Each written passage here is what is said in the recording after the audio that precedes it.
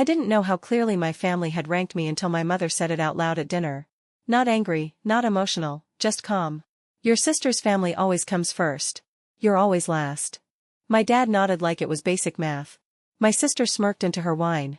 I didn't cry. I didn't argue. I just said, good to know. Because something snapped in that moment. Not my heart, my loyalty. Before I tell you what I did next, take a second to hit like, subscribe, and comment where you're listening from. And tell me, have you ever realized you were last in your own family? My name is Mia, and for most of my life, I learned my place without anyone ever sitting me down to explain it. No speeches, no rules posted on the fridge, just patterns, quiet ones, the kind you only recognize after they've shaped you.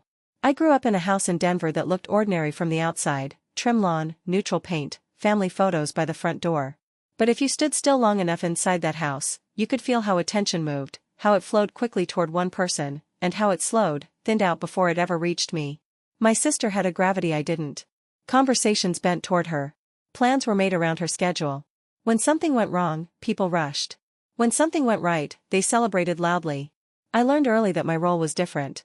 I was the one who didn't need much. The one who could handle it. The one everyone described as strong, like it was a compliment instead of a warning. I didn't grow up unloved. That's the complicated part. I was loved in theory, in reassurance, in phrases like, you'll be fine and you're so independent. Love that sounded generous but came with an unspoken condition, don't ask for more. Don't take up space. Don't need us the way she does. I noticed it in small moments. Birthday mornings where my cake came from the grocery store on the way home while hers was ordered weeks ahead. Family trips where my suitcase stayed in the closet because I was better off saving for school. Graduation days where I took photos for everyone else and stood off to the side holding jackets, watching milestones happen without me in the frame. When I left for community college, no one cried at the airport. There wasn't an airport, actually, just a quick hug in the driveway and a reminder to call when I got there. I paid my own way, worked extra shifts, learned how to stretch money and time because I had to. And every time I succeeded, it quietly reinforced the story my parents told themselves, see, she's fine. She doesn't need us. Years later, when I moved to Seattle for work, the pattern didn't change. Phone calls were brief. Updates about my life were acknowledged, then redirected. How's work? That's good. Did you hear what your sister's dealing with right now? I became fluent in listening in, being supportive, and staying calm while my own life unfolded off to the side. By the time of that dinner, the one where my mother finally said the words out loud, I already knew where I stood. What shocked me wasn't the ranking. It was how comfortable they were saying it, as if it had always been obvious, as if I had agreed, and maybe in some quiet way I had. After that dinner, nothing changed on the surface. And that was the point. My parents didn't call to check in. My sister didn't apologize. Life continued smooth and uninterrupted, as if they hadn't just said the quiet part out loud. But something had shifted in me. The requests kept coming just like before. A text from my mom asking if I could watch the kids just for a few hours. A casual mention of bills piling up said lightly like a weather update. My sister forwarding a message about a payment that accidentally bounced followed by a laughing emoji. No one asked directly. They never had to. The assumption was enough. I noticed how automatic my old responses had been, of course, no problem. I'll figure it out. This time, I didn't answer right away. At first, it felt wrong, like I was breaking some invisible rule. I'd see my phone light up and feel that familiar pull in my chest, the reflex to smooth things over before they escalated. Instead, I let the phone sit on the counter. I finished my coffee. I went to work. I lived my day. And nothing exploded. That realization was unsettling. The world didn't collapse because I didn't step in immediately. No emergencies, no disasters, just silence, followed later by a second message, then a third, more pointed one, are you okay? You've been quiet. I was quiet because I was paying attention. I started looking at my own life with the same clarity I brought to my work, my finances, my schedule, my energy. I realized how much of it had been quietly allocated to everyone else. Money that drifted out in small, regular amounts. Time I kept flexible just in case. Plans I never fully committed to because someone might need me. So, I began separating things, not dramatically, not with announcements, just practically. I moved money into accounts that were mine alone. I canceled shared access. I stopped covering small payments that had never been discussed, only expected. When my sister asked if I could spot her for now, I replied with a simple, I can't. No explanation, no apology.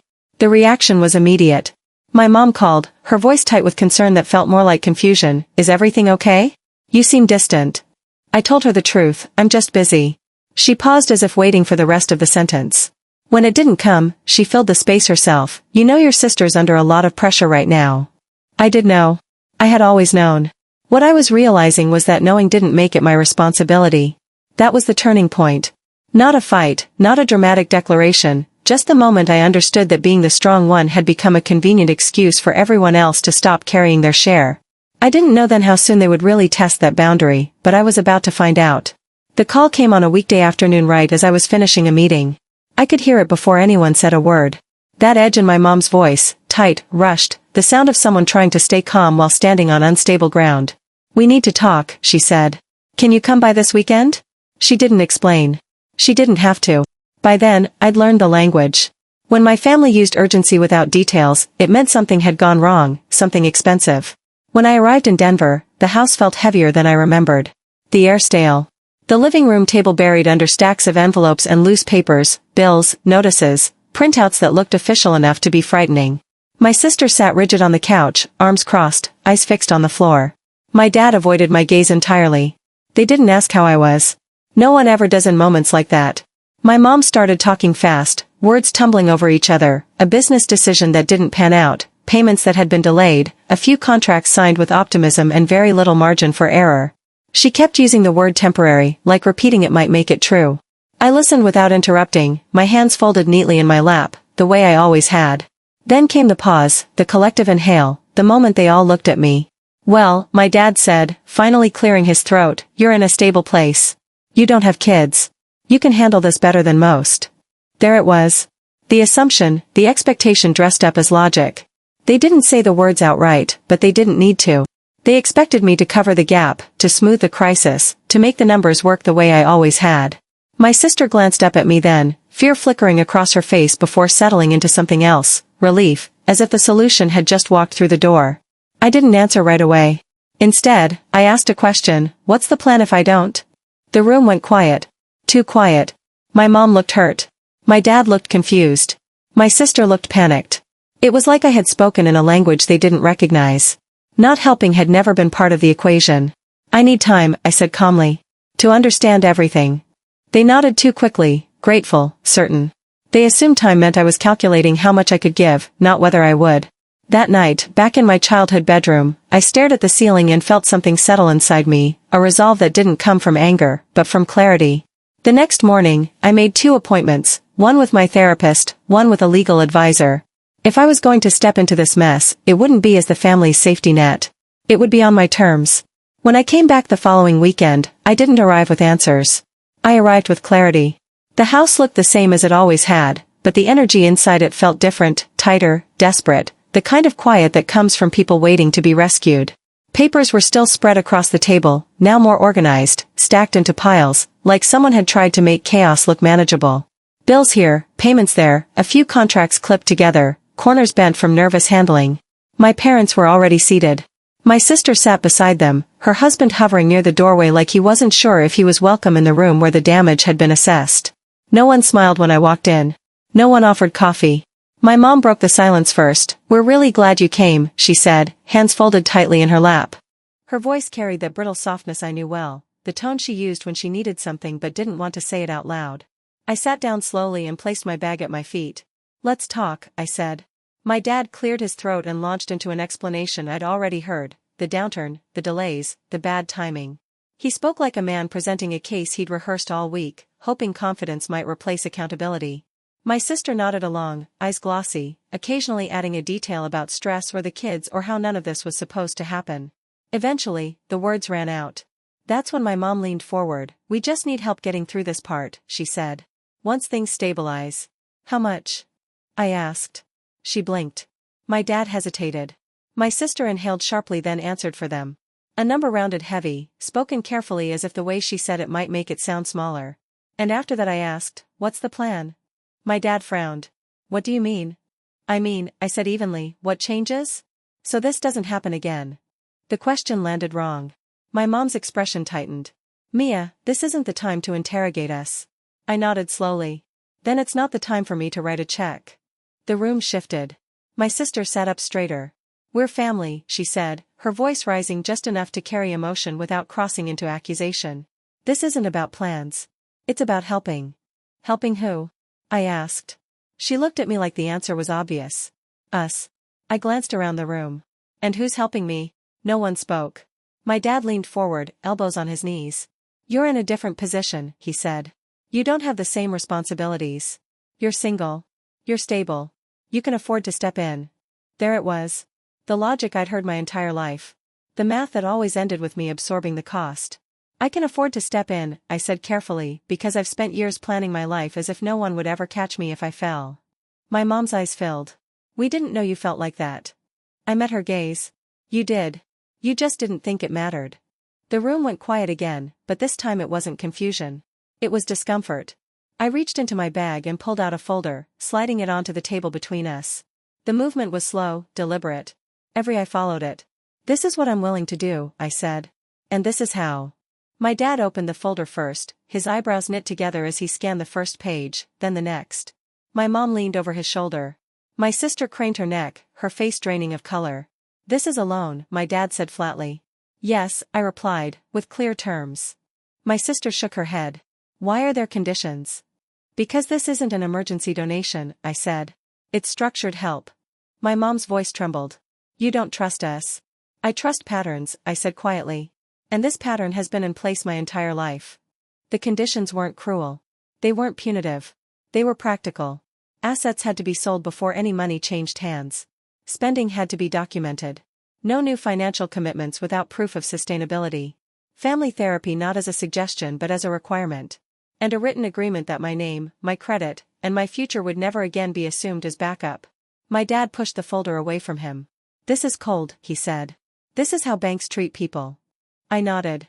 Then treat me like a bank because when you needed emotional support, I was family. When you needed money, I was infrastructure. My sister's eyes filled with tears. So you're punishing us now? I shook her head. I'm stopping the punishment of me. She looked at our parents, then back at me. If you don't help us, we lose everything. I held her gaze. If I help without boundaries, I lose everything I've built. The words hung between us, heavy and undeniable. My mom reached for my hand, then hesitated as if unsure whether she still had the right. We never meant to make you feel last. I gently pulled my hand back, but you did. And you said it out loud. No one argued with that. My dad stared at the paperwork, jaw tight. So this is it, he said. Sign or sink. No, I corrected him. This is grow or repeat. Time stretched. Minutes passed. My sister wiped her cheeks, her husband pacing behind her. My parents whispered to each other in low, frantic tones. For the first time in my life, I wasn't filling the silence. I wasn't offering solutions or softening edges. I waited. Finally, my dad looked up. We need time. I nodded. You have 24 hours. My sister's head snapped up. That's it. That's it, I said, standing. Tomorrow, I'll come back. Either we move forward with this or we don't move forward at all. As I walked toward the door, my mom called my name. If we say no, she asked, voice breaking. Are you walking away? I paused, my hand on the doorknob. I'm not walking away from you, I said. I'm walking toward myself. The next day, when I returned, the papers were signed. No speeches, no apologies wrapped in excuses, just shaky signatures and tired faces. The relief in the room was real, but so was the loss. Something had shifted permanently. As I gathered my things to leave, my sister looked at me differently than she ever had before. Not with superiority, not with expectation, with uncertainty. And for the first time, that wasn't my problem to fix. The fallout didn't arrive all at once. It came in quiet steps, each one heavier than the last. The first change was practical. Assets were listed, subscriptions were cancelled, expenses were tracked instead of ignored. The numbers stopped being abstract and started becoming limits. My parents downsized their expectations before they downsized anything else. And that alone shifted the tone of every conversation. Family therapy began a few weeks later, awkward at first, defensive. My dad spoke in careful sentences like he was afraid of saying the wrong thing. My mom cried more than she talked. My sister sat stiffly, arms crossed, as if accountability were a language she'd never been taught. I listened more than I spoke. Not because I had nothing to say, but because I no longer needed to convince anyone of my reality.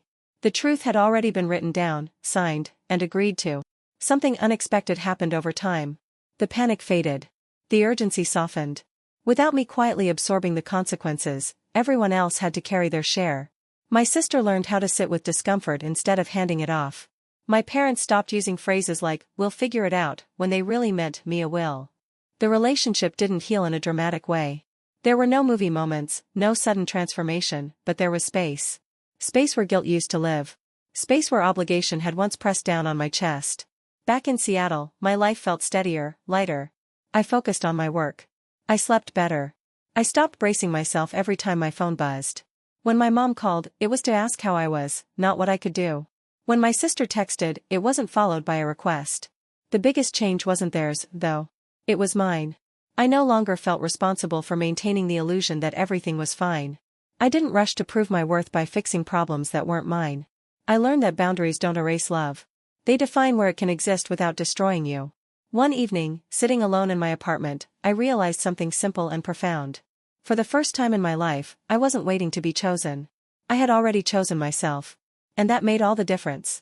For a long time, I thought being last in my family meant I needed to try harder, give more, stay quieter. I was wrong. Being last was never a position to fight for. It was a sign to step out of the line entirely and build a life where my value didn't depend on sacrifice. If this story felt uncomfortably familiar, I want you to know you're not alone. Share your thoughts in the comments. Tell me where you're listening from. And if stories like this help you breathe a little easier, hit subscribe so you don't miss the next.